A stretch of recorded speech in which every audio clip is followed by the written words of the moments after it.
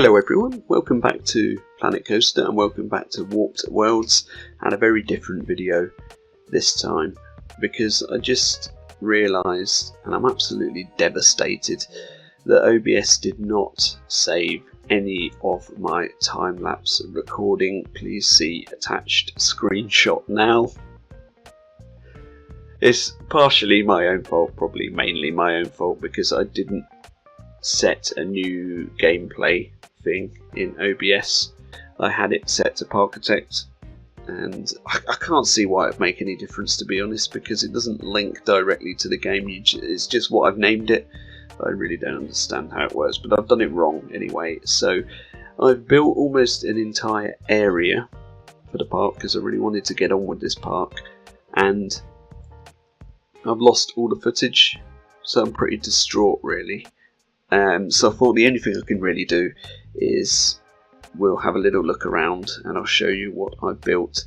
I do like to do the time lapses. I like to show everyone sort of my building methods, and you know, it is what it is. So we're in Tejikam at the moment and we're at the hub. So this is what we built in the last episode. You can see this is all pretty much complete, and you may have noticed, for those that are more eagle-eyed, the entrance gate for this area has moved from one side to the other. It's just because I started building it over here and then realised that it was the wrong gate, so I've just switched them round.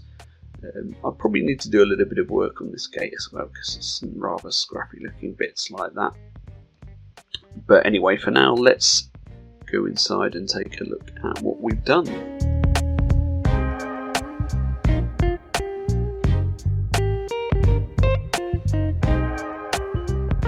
So the first thing you see then is this B&M dive coaster, which is the main attraction for the area.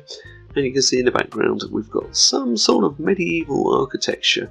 I'd like to call this Spanish medieval architecture, very, very loosely based on a town or small city in Spain called Frias.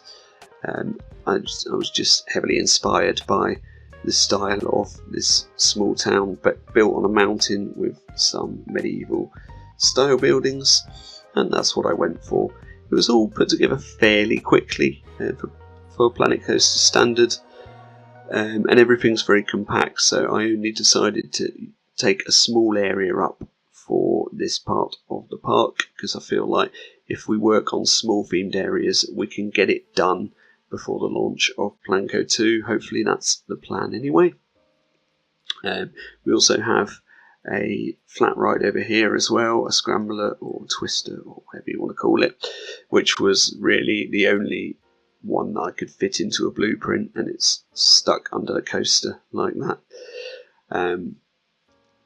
But if we go up towards the station first, I can show you a bit closer what we've been working on. So the station's basically just a rectangle box with a tower on top. Yeah, again, it pulls from that Spanish style architecture. I've also built a bridge using this stone pattern, which I like. If the people wouldn't walk right in front of my camera, thank you. The stone texture is one of my favourites in the game, actually. I think it looks really good, but it's not recolorable and it's quite difficult to work with. So for these archways, I've used a really small, or the smallest piece I could find from that set, and just rotated it round. This entire bridge is made just from that one piece. Obviously with some turrets on the top, that's a separate piece, but apart from that, yeah, it's all down one piece. And that's pretty much the whole composition of this area.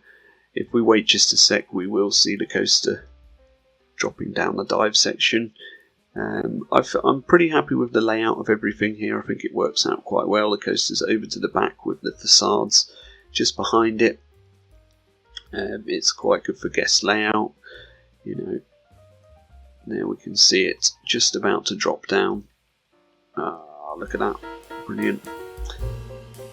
So just before we go ahead and do a POV and look at the cinematics, I wanted to show you more of an aerial view of the area, because it's sometimes quite hard to see everything in Tejikam.